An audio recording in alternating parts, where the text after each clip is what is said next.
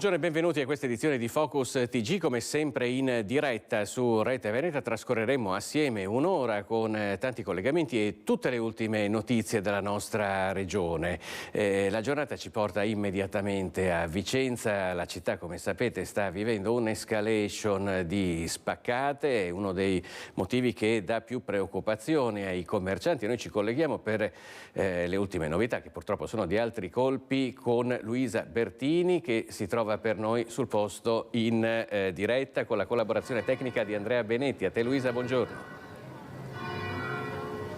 Sì, buongiorno a te Filippo, buongiorno ai nostri telespettatori. Io sono in compagnia con Tatiana Dal Santo, che è una commerciante del centro storico, perché qui la preoccupazione relativa alle spaccate, agli ultimi furti, proprio ai danni di commercianti, è alta. Come anticipavi tu, altre spaccate sono state nella notte, ne parliamo a brevissimo, anche lanciando un contributo della commerciante che ha subito questa notte una spaccata, ma intanto chiedo alla signora Tatiana, qui che tipo di sensazione vivete voi commercianti, che siete un po' presi di mira ultimamente? Allora, siamo presi di mira e la sensazione è quella di un'escalation di queste spaccate, di questi furti negli appartamenti, però cerchiamo aiuto nelle forze dell'ordine e nell'amministrazione che ci dia sostegno. Noi abbiamo adesso un incontro fissato la settimana prossima col primo cittadino, dove porteremo delle proposte per cercare dalla parte nostra di debellare un pochino quella che è la situazione di questi ultimi mesi che stiamo vivendo.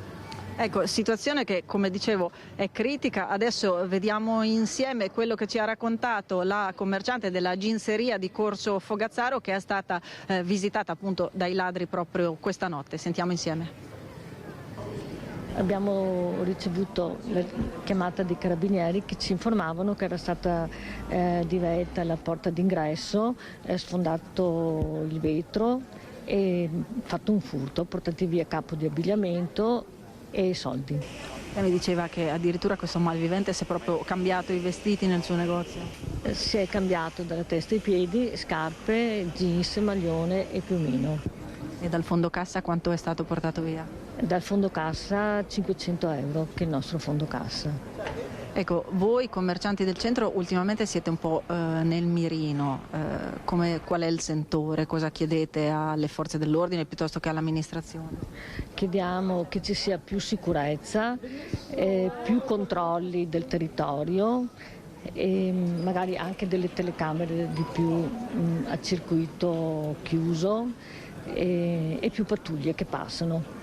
Lei mi diceva che c'è preoccupazione anche per i vostri dipendenti quando chiudono poi la sera. I nostri dipendenti quando chiudono il negozio alle 7:30 hanno paura di andare in parcheggio a prendere la macchina, perché comunque ci sono sempre tossici dipendenti, ci sono sempre furti e le ragazze hanno paura. Ecco, paura per i dipendenti, paura per i commercianti e per i residenti. Anche la scorsa settimana c'è stato un incontro, tra l'altro in prefettura, proprio per fare il focus sulla sicurezza in centro e su quello che sta succedendo, e sono state prese anche delle iniziative come ad esempio il potenziamento della sorveglianza da parte della polizia locale fino alle ore 24. Allora, il potenziamento della polizia locale fino alle ore 24 dal nostro punto di vista è troppo poco, nel senso che noi si chiederà, come dicevo prima, al primo cittadino di una sorveglianza costante H24, perché ci fidiamo delle forze dell'ordine, che siano vigili, polizie o carabinieri, e abbiamo bisogno in questo momento qui di ristabilire una tranquillità e una sicurezza, in modo particolare in centro storico, che avevamo mesi addietro o anni addietro, sebbene la situazione si stia degenerando un po' in tutta la nazione, ma noi guardiamo il nostro orticello e quindi vogliamo cercare di ritornare a vivere in modo sereno e di poter girare tranquillamente nella nostra città a qualsiasi ora del giorno e della notte.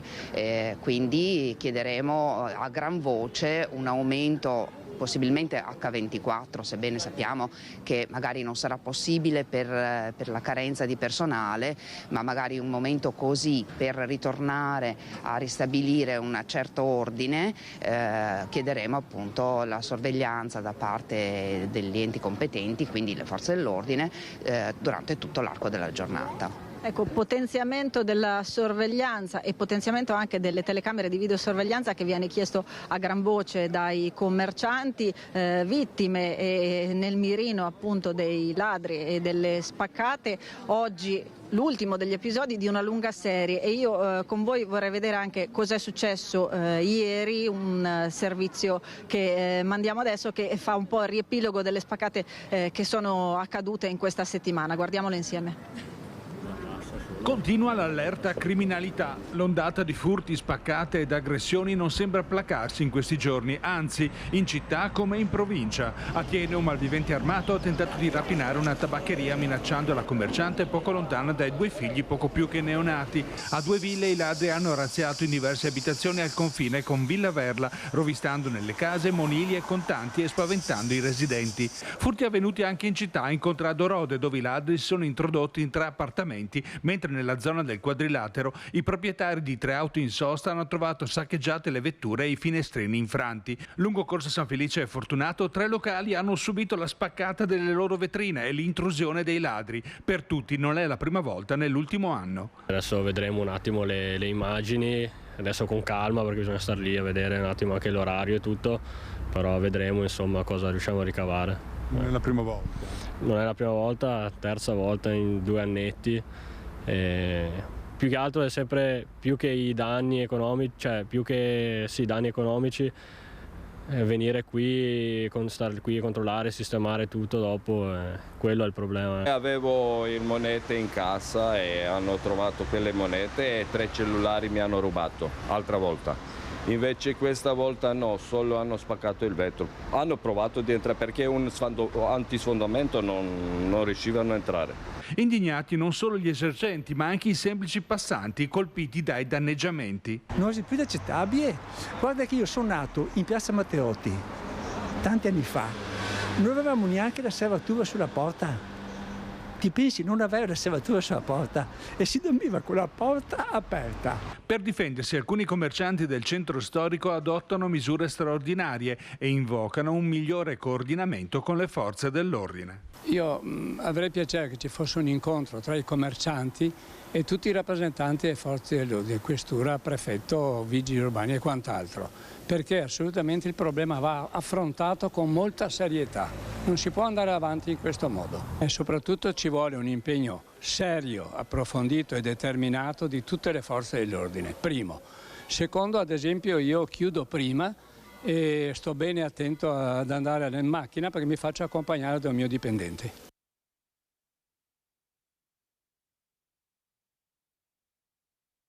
Dei commercianti, ma qui in realtà anche i cittadini, anche molti appartamenti vengono visitati dai ladri, soprattutto ultimamente, al punto che tra commercianti e cittadini si sta un po' si stanno raccogliendo delle firme anche per chiedere maggior presidio e maggiore sicurezza. Certo, anche perché i nostri primi clienti sono proprio i residenti in centro storico, con i quali abbiamo in linea di massima un ottimo rapporto e un po' ci si conosce un po' tutti e quindi il timore che di questa continua escalation ci si confronta, quindi entrano nei nostri negozi e ci si racconta, ci si cerca di confortare, si cerca anche di aiutarsi a non avere troppa paura, anche perché bisogna insomma cercare di combattere con quello che possiamo questa situazione e quindi ad alcuni residenti è venuto in mente di raccogliere un po' di firme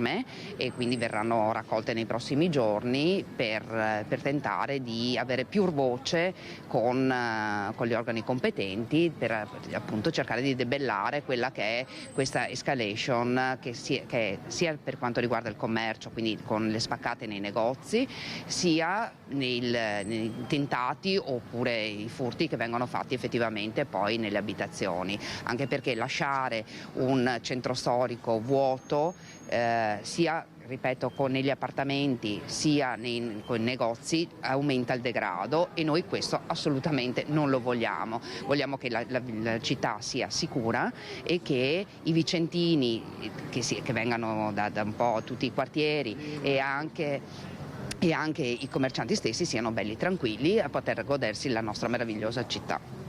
Ecco, e proprio a proposito della sicurezza anche tra i residenti, adesso guardiamo insieme un servizio che riguarda proprio dei furti in appartamento. Una ragazzina minorenne denunciata per tentato furto è stata arrestata dalla Polizia di Stato e messa a disposizione dell'autorità giudiziaria che ne ha disposto la custodia presso l'Istituto Penale per Minorenni di Pontremoli. La giovane nei giorni scorsi era stata bloccata dagli agenti delle volanti in corso Fogazzaro, allertati dai vicini per un furto in un appartamento ad opera di 2 persone. All'arrivo dei poliziotti il complice era riuscito a fuggire, mentre la ragazza era stata fermata per l'identificazione. A suo carico un'informazione di garanzia del 2023 dal Tribunale di Milano per furto e un'ordinanza del Tribunale di Roma che ne aveva già disposto la custodia in carcere.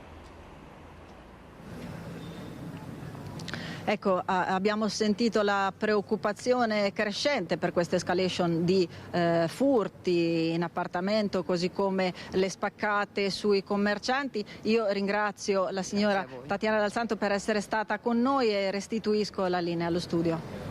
Grazie a Luisa Bertini in collegamento in diretta da Vicenza. Noi parliamo di un altro grave problema che affligge la nostra regione, non solo, ed è quello delle morti sul lavoro. Da Vicenza ci colleghiamo a Treviso dove c'è per noi Francesca Bozza. Buongiorno Francesca. Basta morti sul lavoro! Facciamo rumore!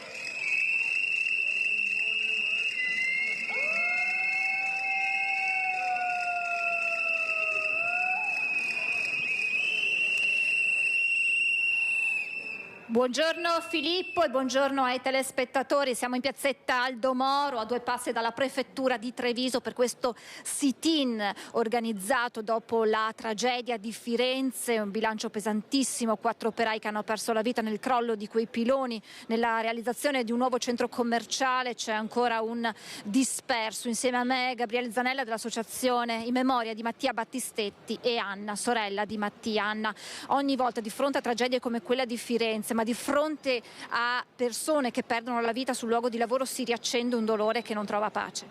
Purtroppo sì, ogni volta riviviamo quello che purtroppo abbiamo vissuto noi quel 29 aprile del 2021 e siamo vicini a tutte le famiglie, a tutti gli amici, a tutte le persone che hanno perso purtroppo un loro caro, anche loro tragicamente morto su un infortunio sul lavoro.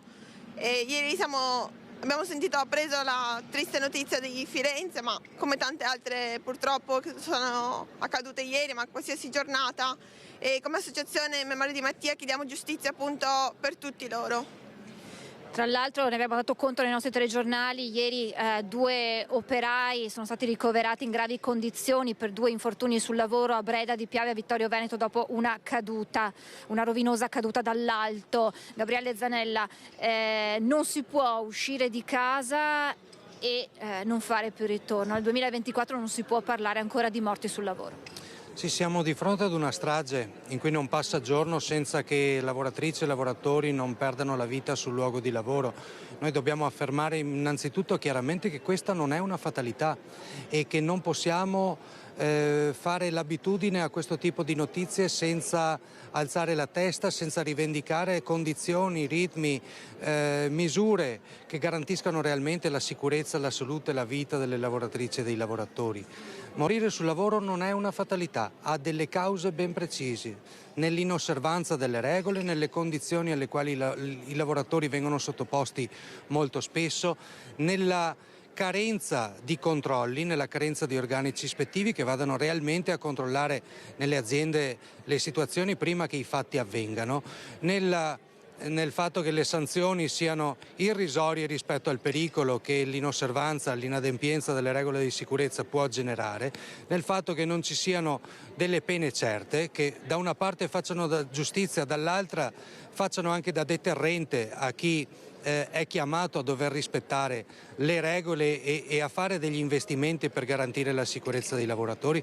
Quindi noi qui a Treviso abbiamo una famiglia che si sta battendo, la famiglia Battistetti, in maniera determinata, coraggiosa e credo anche generosa nel chiedere da una parte giustizia per Mattia, ma anche nel chiedere che questa strage, nel rivendicare che questa strage finisca.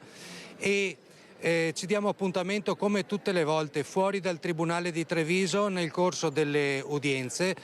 Lunedì 26 febbraio alle 8:30 faremo un presidio fuori dal Tribunale di Treviso e poi alle 9 entreremo. Io spero in tante e tanti in aula, perché la partecipazione popolare, il fatto che ci sia piena consapevolezza nelle lavoratrici, nei lavoratori, di quanto grave sia la situazione, di come avvengano i fatti e di come avviene anche la discussione nel processo, per noi noi riteniamo un tratto fondamentale. Insomma, il problema della sicurezza e della salute sul luogo di lavoro non è un problema che investe solamente le vittime o i familiari delle vittime, è un problema che deve investire tutto il dibattito pubblico e che è di interesse, riteniamo, di tutte e tutti. Anna, voi insieme a tutti i componenti dell'associazione vi battete perché venga istituita una legge che riconosca questo tipo di reato. Assolutamente sì, chiediamo una legge che riconosca un reato per l'omicidio sul lavoro. E abbiamo fatto le raccolte firme con l'associazione, con altre realtà che si sono unite per cercare di ottenere qualcosa effettivamente e soprattutto chiedere giustizia. Lo ha detto Gabriele, il 26 febbraio ci sarà questo sit-in, come avviene ogni volta che c'è un'udienza in tribunale per il processo per la morte di Mattia. Esatto, il 26 febbraio saremo davanti al Tribunale di Treviso, ci troveremo verso le 8:30 per poi entrare appunto in aula per l'ennesima udienza, l'ennesimo ricerca di giustizia. E insomma, l'abbiamo detto, è un dolore che si rinnova ogni volta e la lotta, lo ha ricordato Gabriele Zanella, di questa famiglia è una lotta per chiedere giustizia per Mattia, ma per tutti coloro che perdono la vita sul luogo di lavoro. Grazie a Gabriele Zanella, grazie ad Anna. Da Piazza Aldo Moro è tutto, la linea può tornare allo studio. Grazie a Francesca Bozza in collegamento in diretta da Treviso con la collaborazione tecnica di Alberto Pivetta. Noi adesso torniamo a parlare di spaccate, ne abbiamo parlato vedendo com'è la situazione a Vicenza e adesso ci trasferiamo a Mestre dove peraltro ci sono delle novità anche positive, vero Anna Maria Parisi?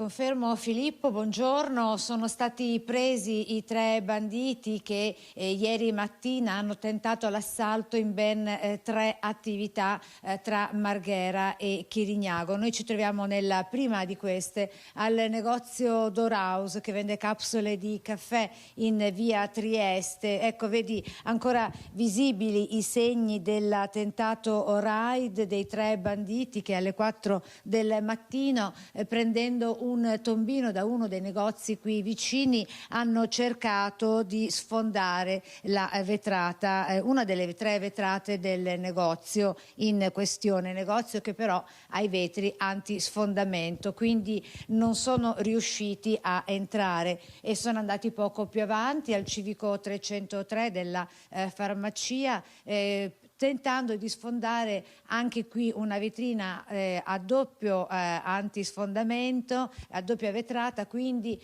con però una pietra molto grossa, una pietra antica, sembra provenire dai resti di un antico mulino. Hanno cercato di sfondare anche quella vetrina, non ci sono riusciti, quindi sono andati nel vicino supermercato Prix. È stato allora che una vicina di casa, o meglio una residente del posto che abita proprio a ridosso delle attività, ha chiamato gli agenti per l'intervento e immediatamente arrivati sul posto hanno colto in flagranza di reato i 3 malviventi che sono subito stati portati in procura per la direttissima. Si tratta di 3 veneti, 2 veneziani, un 31enne di Spinea e un 19enne di Chirignago e di un padovano 20enne di Campo San Piero, subito processati per direttissima. Hanno visto il 31enne di Spinea a piede libero, ora quindi può girare tranquillamente per le vie della città. vita.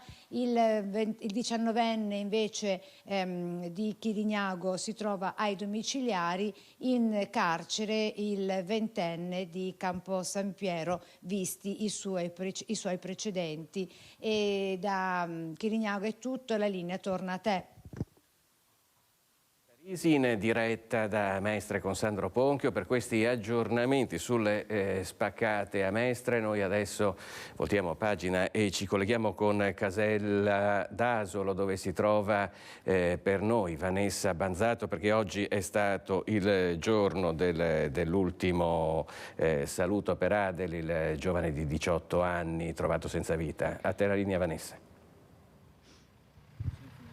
Sì, buongiorno a te Filippo, alle persone che ci stanno seguendo. Un'intera comunità si è stretta oggi in questa chiesa, la chiesa di Santa Apollinare a Casella d'Asolo, per dare l'ultimo saluto ad Adel Alvarez Hernandez, questo ragazzo, come hai ricordato tu, di 18 anni appena, morto all'improvviso mentre si trovava nella cucina della sua abitazione, probabilmente colto da un infarto lunedì mattina. Tra l'altro è stato eseguito l'esame autoptico sul corpo del giovane e soltanto però tra una decina di giorni si avrà l'esito dell'esame. Intanto è stato dato il nulla osta e oggi dunque le esequie di questo ragazzo, ben voluto da tutti. È stato ricordato il sorriso che aveva Adel, è stata ricordata la sua bontà d'animo. C'è chi ha detto durante la cerimonia che aveva una scorza dura, ma appena si riusciva ad andare oltre si scopriva davvero una persona splendida, una persona che dava il cuore, vicinissima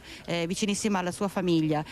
Tanto il dolore anche da parte dei suoi compagni di classe, la fidanzata, c'era tutta una famiglia, c'era tutta la comunità dominicana, appunto Adel era di origine dominicana, presente qui in chiesa. Un dolore che è stato acuito ancora di più se si pensa che neanche 2 settimane fa, sempre in questa chiesa, nella chiesa di Santa Apollinare, sempre qui a Casella d'Asolo, era stato celebrato il funerale di Timothy Dal Bello, l'altro giovanissimo, avrebbe compiuto 17 anni ad aprile, scomparso a causa di un terribile incidente stradale a Pagnano d'Asolo. Di conseguenza, tra l'altro, c'erano anche il papà e la sorella di Timothy in chiesa. Un dolore davvero enorme per la perdita di questo ragazzo senza un motivo. E tra l'altro c'è chi ha voluto ricordare una frase che è stato detto molto cara ad Adel, e diceva che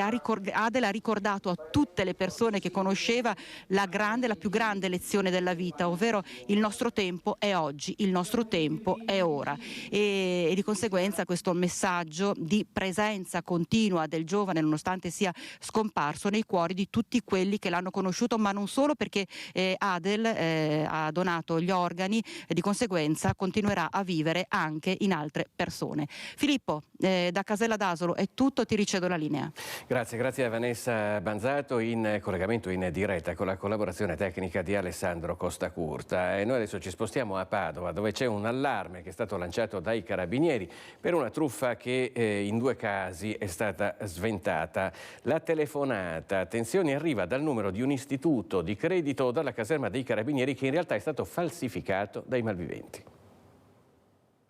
Una nuova pericolosa truffa sta girando anche in provincia di Padova. Si chiama Colliery di spoofing, si traduce con falsificazione dell'identità del chiamante, con i malviventi che trasformano il numero di telefono da cui contattano la vittima in quello di un istituto di credito o della locale stazione dei carabinieri, con l'obiettivo di intascare soldi.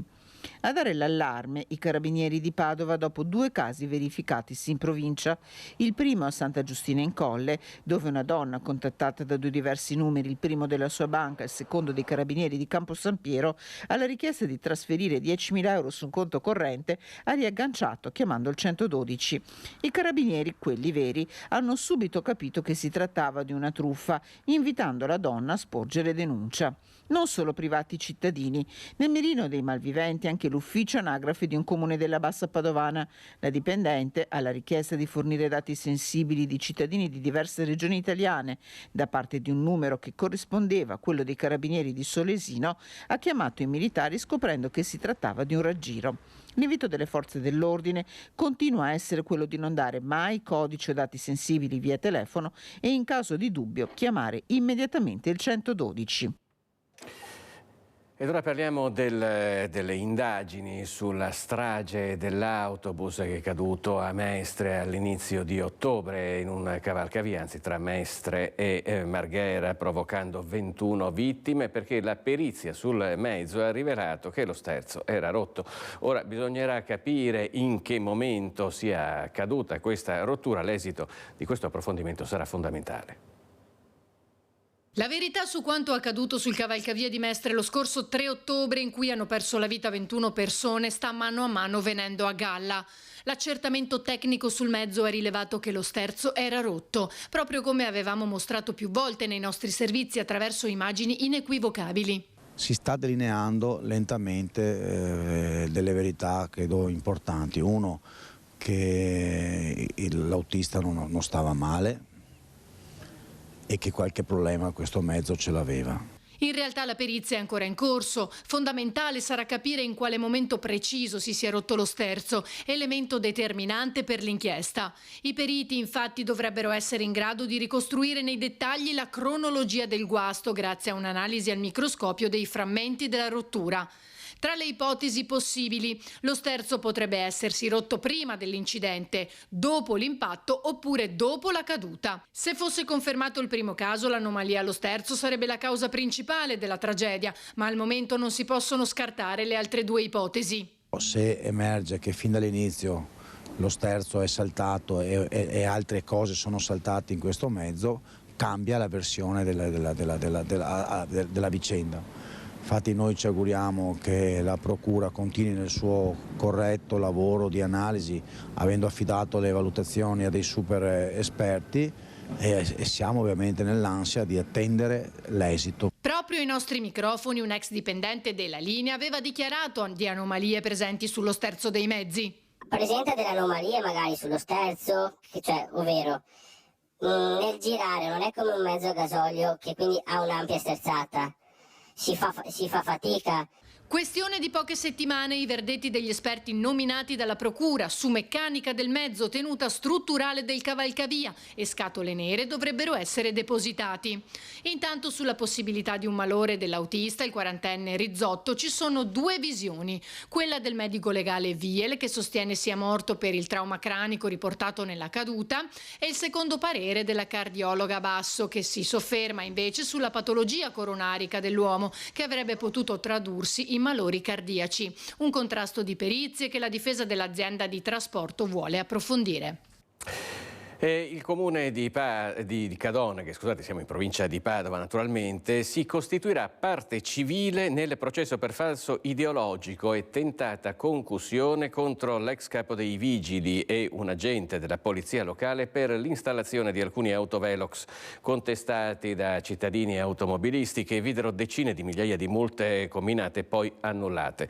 Lo ha annunciato via Facebook il sindaco di Cadone, che è Marco Schiesaro. Uno degli apparecchi, forse ricorderete, venne addirittura fatto esplodere nell'agosto scorso e circa 60.000 multe furono annullate in seguito a ricorsi e in autotutela da parte della stessa amministrazione comunale. Ed ora ci spostiamo nuovamente a Venezia, questa volta per parlare dell'inaugurazione dell'anno accademico di Ca' Foscari. Calmi tutti!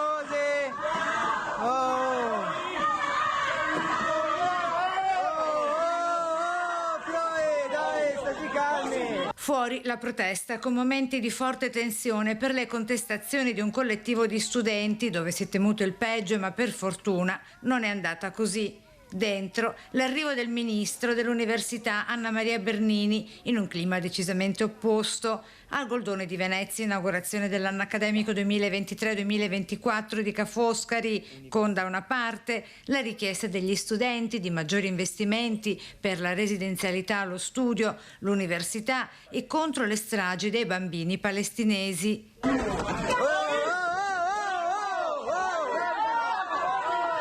e dall'altra, a poca distanza, la risposta della magnifica rettrice. Stiamo facendo il possibile, stiamo costruendo nuove residenze, lo sentirete oggi nel discorso, stiamo pensando agli studenti, quindi andiamo nella direzione da loro auspicata. Investire sull'università con il concetto e i progetti a sostegno della cultura come acceleratore del sapere, con Venezia Città Campus, così il primo cittadino Brugnaro. Il ministro ci ha sostenuto, il ministero ci ha sostenuto, le università ci hanno creduto, la città ci crede e le cose si stanno cominciando a vedere. Nuovi giovani che arrivino, vengono a studiare e poi ripopolano la città, come è successo a Boston. Questo è il modello che abbiamo in mente, per cui sì, Venezia Città Campus. E mentre al Goldoni si assiste allo sfilamento dei 43 rettori provenienti dalle università di tutta Italia, fuori, sventolando la bandiera palestinese, la voce del collettivo prende corpo. La voce degli studenti è stata silenziata. Eravamo un gruppo di studenti pronti a portare le nostre rivendicazioni sul palco dell'anno accademico, dove è giusto che sia così, ma invece siamo stati respinti con la forza.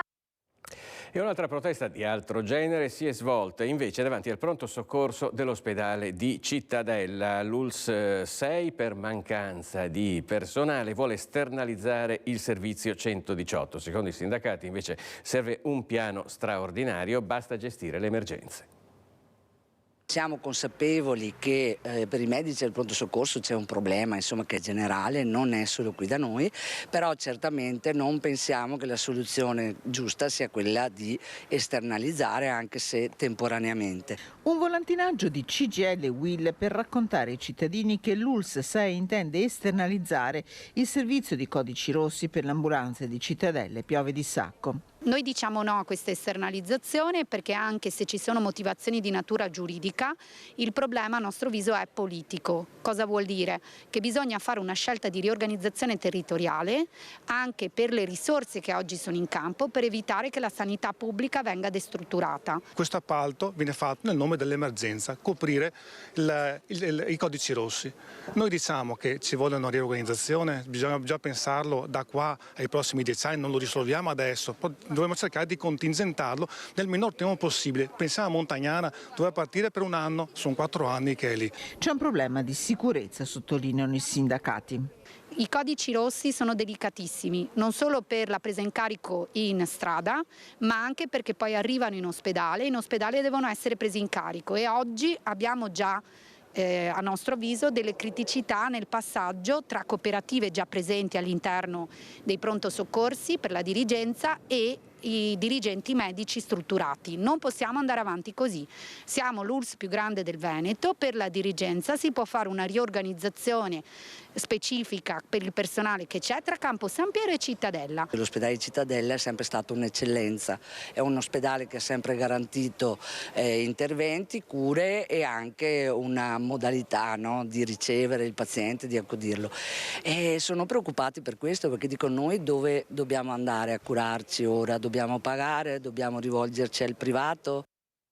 E a proposito di sanità, un pediatra nato in India 75 anni fa è stato ingaggiato come gettonista all'ospedale di Feltre, siamo quindi in provincia di Belluno, per far fronte alla grave carenza di dirigenti medici specialisti nella disciplina. Il medico andrà a coprire un'area che l'azienda sanitaria di Belluno non ha potuto coprire, nonostante, scrive il commissario Giuseppe Dalben nella delibera, le molteplici procedure attivate. Il medico di origine indiana, attualmente opera a Marostica, in provincia di Vicenza, è sposato con un'italiana, ha lavorato nella pediatria dell'ospedale di Padova, quindi ha fatto il pediatra di base e infine la libera professione. Noi ci fermiamo per un istante e ci rivediamo tra poco.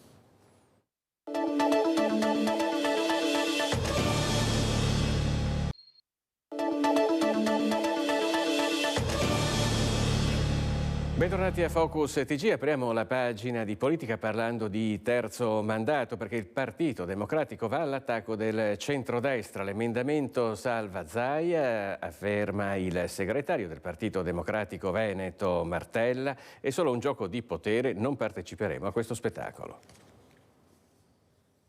È evidente che si tratta di una lotta di potere in questo momento nel centrodestra che ha come oggetto un emendamento che potremmo definire salva Zaia e che ha come oggetto il futuro della regione, ma non per i problemi che la riguardano, ma per le poltrone che si intendono occupare. E per noi questo è assolutamente negativo. Né più né meno di una lotta di potere, così il segretario Dem bolla il dibattito a tratti feroce che si è sviluppato all'interno del centrodestra sull'emendamento presentato dalla Lega inizio settimana per consentire ai governatori di regione di candidarsi per il terzo mandato. La mossa salva Zaia, così ribattezzata da Martella, ha l'effetto di una scossa tellurica che di crepa in crepa potrebbe compromettere l'azione di governo non solo a livello regionale. Non so se il centrodestra deciderà di non mettere in votazione questo emendamento, se la Lega deciderà di ritirarlo, è una questione che vedranno in casa loro, ma che sicuramente dà l'idea di un governo che su molte questioni, di una maggioranza, inizia a essere diviso. Lo si è visto sull'autonomia differenziata, lo si sta vedendo sul premierato, lo si vede su tante questioni che riguardano la vita politica del nostro Paese. Questione di sostanza e anche di tattica, in attesa di capire cosa accadrà realmente alla Camera quando l'emendamento targato Carroccio sarà discusso in sede di conversione del decreto elezioni. Il PD non ha presentato emendamenti, non è per una soluzione di questo genere e quindi sicuramente non parteciperemo a questo spettacolo che è tutto all'interno del centrodestra. Intanto all'interno del centrodestra inizia a farsi largo per le prossime elezioni regionali la possibilità di un ticket Conte-Zaia, Conte Mario Conte, il sindaco, l'attuale sindaco della città di Treviso, nonché presidente dell'ANCI regionale. Noi siamo andati a parlarne proprio con lui. In casa Lega sta assumendo contorni sempre più nitidi lo scenario che vedrebbe Mario Conte, attuale sindaco di Treviso, nonché presidente di ANCI Veneto, nella suggestiva corsa verso Palazzo Balbi in alternanza all'attuale presidente Luca Zaia, qualora non passasse l'emendamento del terzo mandato, ovvero la possibilità per presidenti di regione e sindaci di potersi candidare per la terza volta in deroga alle attuali limitazioni. Il diretto interessato non smentisce né conferma. Io sono tra coloro che supportano e sostengono l'importanza del terzo mandato e quindi spero che il futuro della Regione Veneto sia Luca Zaia. Se così non sarà, perché la norma non glielo consente, potremo sederci attorno a un tavolo per parlarne. Una risposta in pieno stile Zaia, potremmo dire, nel tentativo di glissare sull'argomento, riuscendoci però soltanto a metà. Io sono sindaco di Treviso e ho un impegno e un legame importante con la mia comunità e quindi il mio impegno quotidiano è rivolto ai trevigiani. Vero è che i leghisti faranno di tutto per non perdere lo scettro del Veneto. A confermarlo lo scorso 14 febbraio alla nostra Rete Veneta Focus un altro trevigiano, Alberto Villanova, capogruppo Lega Liga Veneta in Consiglio regionale. Il Veneto e mantenere la guida del Veneto sia fondamentale per la Lega. Io credo che se il Veneto dovesse, cioè la Lega dovesse perdere la guida e la presidenza del Veneto, penso che resterebbe ben poco. Perché? Perché questa è la culla del nostro partito. E dunque, in attesa di vedere cosa accadrà, c'è una situazione di stallo anche a Bassano del Grappa, dove si sta cercando il candidato sindaco del centrodestra per le prossime amministrative. Da Bassano del Grappa a Roma sono 500 chilometri spiccioli, 6 ore di macchina oppure altrettante di treno, che già fa sorridere così. In realtà la distanza politica fra Bassano e Roma in questi giorni è semplicemente non misurabile. Da una parte, infatti, ci sono gli esponenti del centrodestra bassanese che si guardano in cagnesco dalle due sponde della Brenta minacciando strappi e fughe nella speranza di poter portare a casa il candidato sindaco della coalizione attualmente al governo della città. Dall'altra, in riva al Tevere, i referenti regionali dei partiti di governo, quello con la G maiuscola, continuano a incontrarsi senza fornire risposte soddisfacenti al territorio. Si parla di comuni al voto, si baratta, pare, Bassano con Rovigo, ci si accapiglia sul terzo mandato dei governatori e via di fumate grigie, nere e nerissime. Ma di far partire con una fumata bianca la macchina ingolfata della campagna elettorale del centrodestra bassanese non se ne parla. E qualcuno rischia di trovarsi con il cerino in mano senza neanche averlo chiesto, quel cerino. Poi, se questo qualcuno si brucia le dita, che sarà mai? ma sono molti i mugugni della politica locale per quello che assume sempre di più i connotati di un risico con tanto di bandierine e confini tagliati con la proverbiale roncola, mentre sul territorio gli amministratori e i politici locali devono rispondere alle tante istanze della gente, alle domande dei cittadini e pure a quelle degli iscritti. Ne esce un quadro che definire complesso è poco, anche se dal centrodestra tutti si affrettano a dire che è solo una fase, che tanto si correrà assieme e che il candidato unitario alla fine sarà questo o quello. Già, ma nel frattempo gli unici candidati ufficiali sono Roberto Campagnolo, Paolo Retinò e Roberto Marin.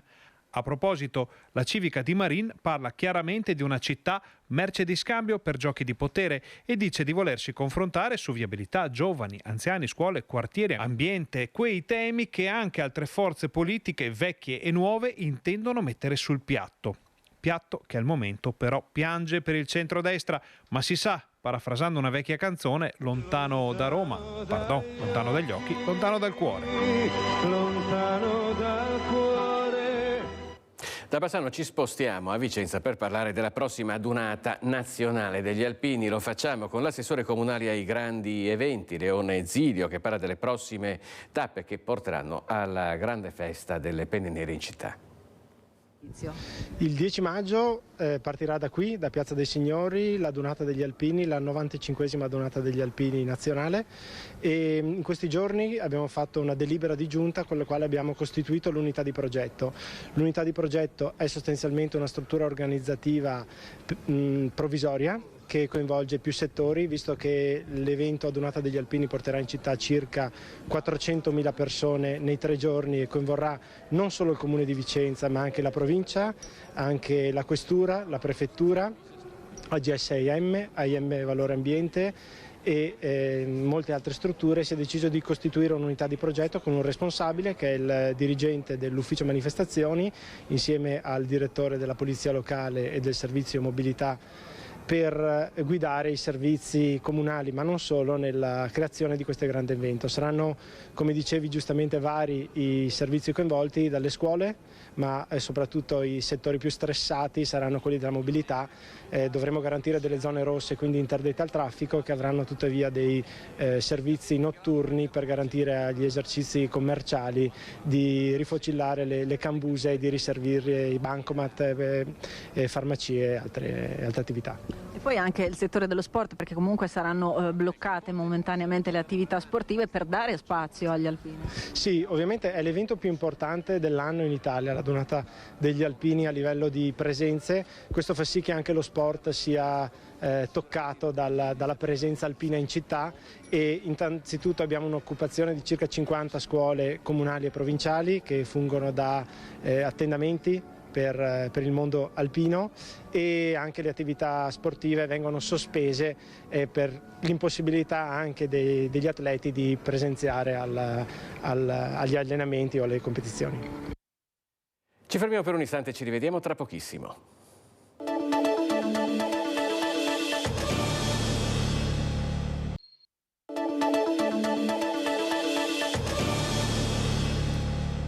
Bentrovati nuovamente in diretta con Focus TG. Adesso ci colleghiamo con Federico Fusetti, che si trova per noi a Padova in compagnia dell'assessore alla cultura Andrea Colasio, perché Padova sta vivendo un anno particolarmente felice dal punto di vista turistico, vero Federico? Buongiorno Filippo, sì, proprio come dici tu, buongiorno ai telespettatori, siamo con l'assessore Andrea Colasio e siamo nel Salone della Ragione, insomma, ogni tanto approfittiamo, veniamo qui a fare i collegamenti perché siamo così in uno dei luoghi più importanti della cultura internazionale. E dicevi dei numeri del turismo che sono molto buoni già in questo primo scorcio del 2024, però insomma quello che volevamo sottolineare è che 2019 anno record per il turismo a Padova, 2023 a quanto pare si è fatto ancora meglio. Cos'è successo, Assessore? Beh, i dati ci dicono questo. Nel 2019, anno record, avevamo registrato 1.093.000 pernottamenti. Nel 2023 abbiamo registrato 1.218.000 pernottamenti, cioè una crescita significativa del più 11%.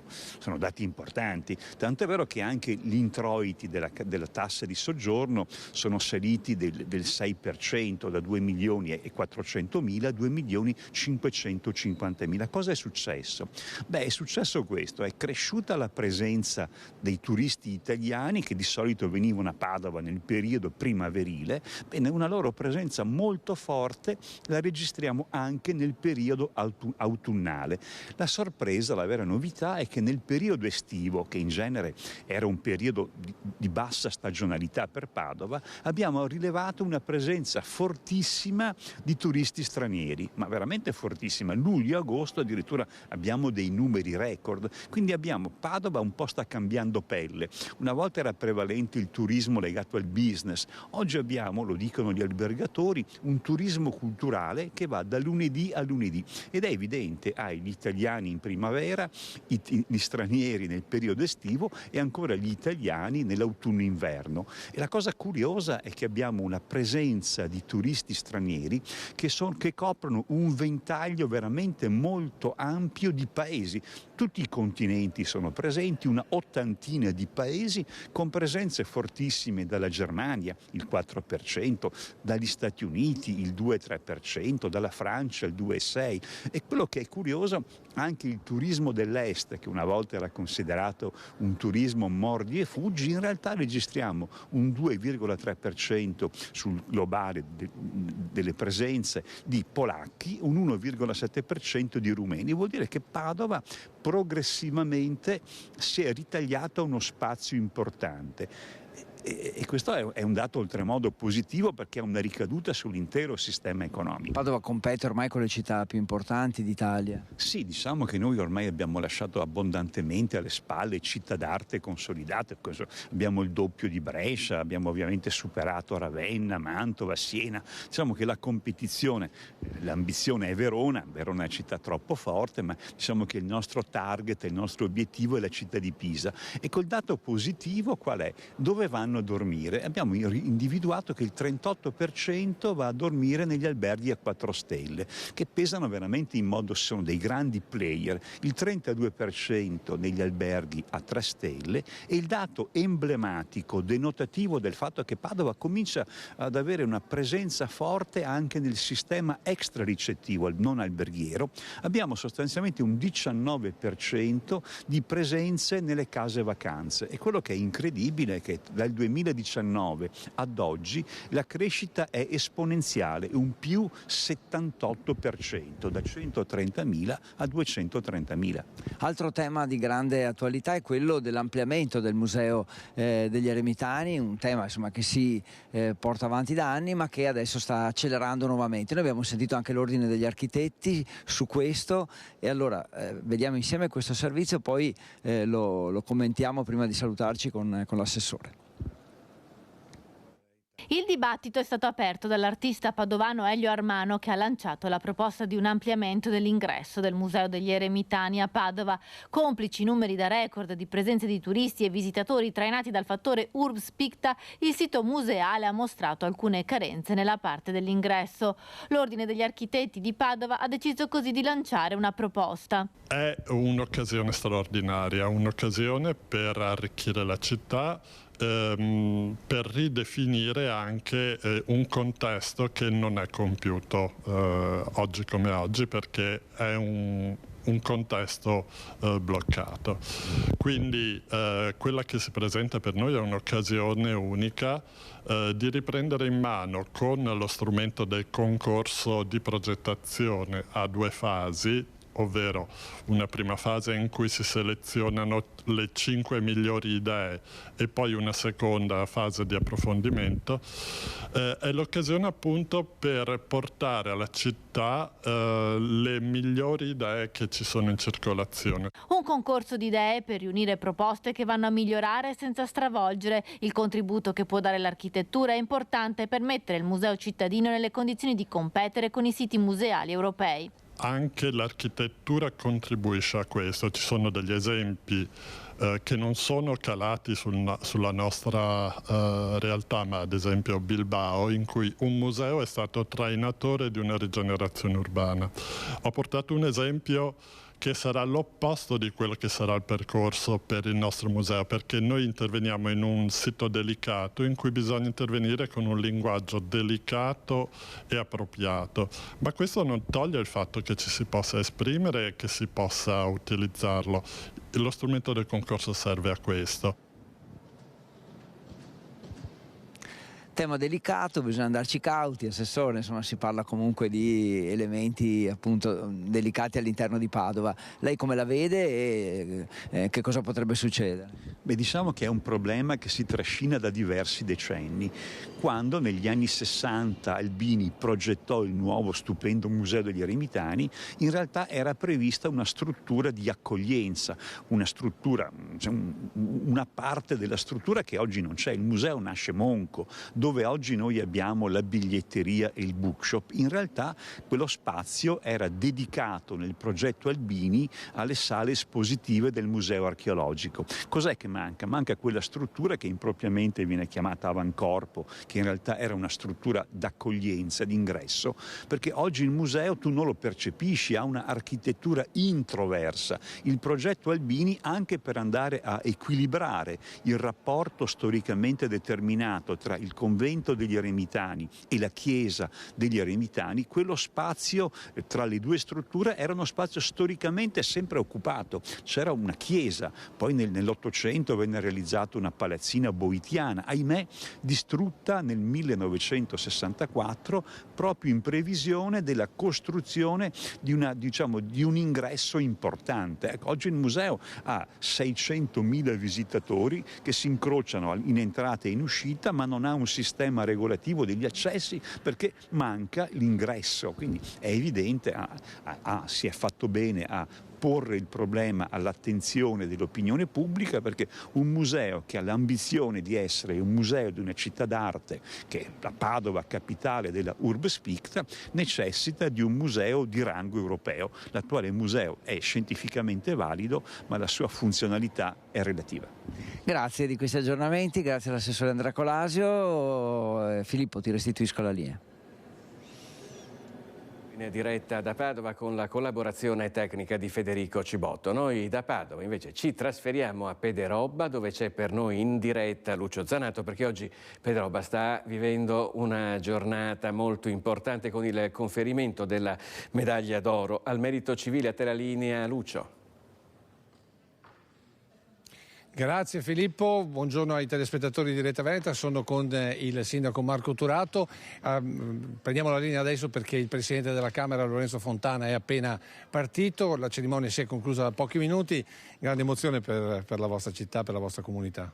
Una grande emozione, è una giornata storica per tutta la comunità di Pederobba, perché attraverso questa medaglia d'oro abbiamo dato il giusto valore al sacrificio dei nostri bisnonni 100 anni fa durante il primo conflitto mondiale. Ecco, va ricordato anche che Lorenzo Fontana ha radici pederobbesi, quindi è stato un abbraccio della sua comunità di fatto.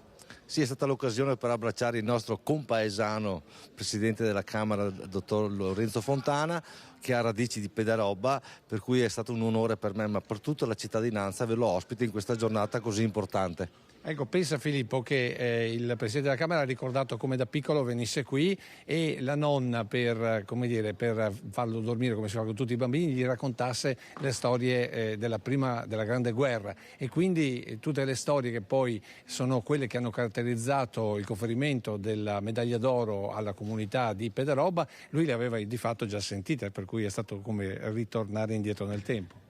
Si è raccontato una pagina di storia del nostro territorio attraverso appunto i racconti della sua nonna.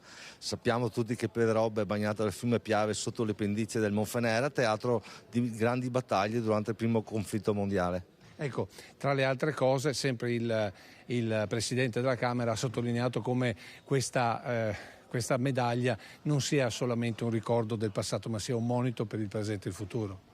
È stata una grande soddisfazione per me vedere tanti giovani, penso e sono sicuro che troveranno un frutto da sviluppare per il loro futuro, partendo dalle radici dei sacrifici dei loro bisnonni. E soprattutto un segnale che certe cose non devono più tornare. Sì, questo è stato l'esempio lampante di cosa portano le guerre, solo sofferenza e tristezza. Ed è quello che ha detto anche il Presidente della Camera, che vi faremo vedere questa sera nel corso del telegiornale. A te Filippo. Lucio Zanato in collegamento in diretta da Pederobba per questa importante giornata che ha vissuto la città con il conferimento della medaglia d'oro al merito civile. Noi invece ci spostiamo adesso a Belluno perché ci saranno diverse tappe di avvicinamento alle Olimpiadi invernali di Milano Cortina che, come sapete, si disputano nel 2026. Noi abbiamo fatto il punto con il sindaco di Belluno. Le Olimpiadi 2026 sono una grande opportunità per il nostro territorio. Il territorio si sta preparando a tutta una serie di eventi di contorno e per fungere soprattutto come comune di Belluno da collettore rispetto agli altri comuni e gli altri enti. Ribatte con i fatti il primo cittadino di Belluno alla polemica politica innescata dal PD cittadino il giorno dopo l'arrivo a Cortina e solo a Cortina delle 2 mascotte olimpiche. Il tavolo che vede la città capoluogo capofila della strategia di promozione in vista dell'appuntamento a 5 cerchi del 2026 è tutt'altro che inattivo. Vi partecipano i comuni della provincia, enti e associazioni di categoria. Le idee ci sono e sono tante, dice De Pellegrin, che con l'assessorato allo sport nel 2023 ha promosso mostre, incontri nelle scuole, divulgazione negli altri comuni del Bellunese. Certo, annota il sindaco, è necessario dettare priorità e servono condivisione e soprattutto risorse. Le idee devono sempre andare insieme poi al finanziamento. Il finanziamento sappiamo che non può arrivare dai comuni, ma può arrivare solo e unicamente dalla fondazione, dalle fondazioni, quindi Milano Cortina e Cortina, dalla regione e altri enti. Le progettualità più grosse saranno già visibili entro il 2024. Belluno e gli altri comuni, o almeno la porta di accesso principale per arrivare a Cortina, entro questo anno, io direi già per l'estate, dovrà avere un segno che chi arriva siamo una provincia olimpica e paralimpica. Un discorso a parte, e la questione tuttavia è dirimente, lo merita la possibilità che appare remota di utilizzare i loghi olimpici e paralimpici. Il sindaco di Belluno lo chiarisce, forte del suo passato di atleta e di dirigente di Assi, Fitarco e del comitato esecutivo del CONI. Il logo olimpico e paralimpico sono i loghi più visibili al mondo.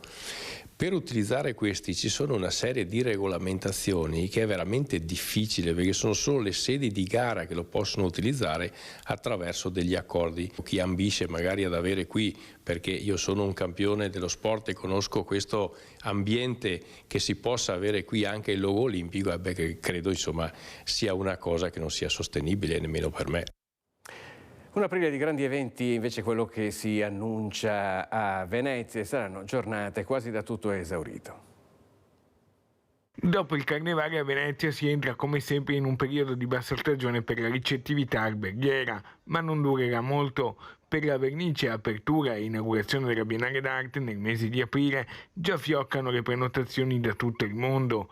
Sarà tutto esaurito in città, approfittando anche di alcuni ponti, come il 25 aprile e il 1 maggio, e poi la visita di Papa Francesco domenica 28 aprile, peraltro programmata in uno dei giorni in cui per venire a Venezia in giornata senza pernottare è previsto il pagamento del ticket per il contributo d'accesso, e poi tanti eventi collegati alla Biennale.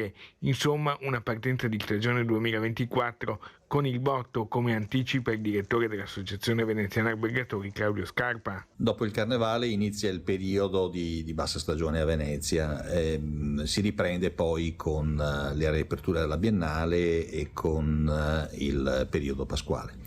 Quest'anno il Papa giungerà il 28 di aprile, quindi giungerà in un periodo già gettonatissimo dai turisti per la città di Venezia.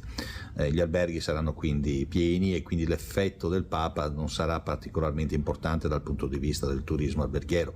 Immagino saranno tantissimi veneti le persone che vorranno vederlo, vorranno assistere alla messa che lui terrà, però ciò non comporterà un aumento delle prenotazioni alberghiere per gli alberghi di Venezia, perché saremo già pressoché quasi tutto esaurito. Con questo servizio si conclude questa edizione di Focus TG. Vi ricordo i prossimi appuntamenti con l'informazione di Rete Veneta questa sera alle 18:50 con il telegiornale di Bassano del Grappa, a seguire il telegiornale di Vicenza. Grazie per averci seguito e arrivederci.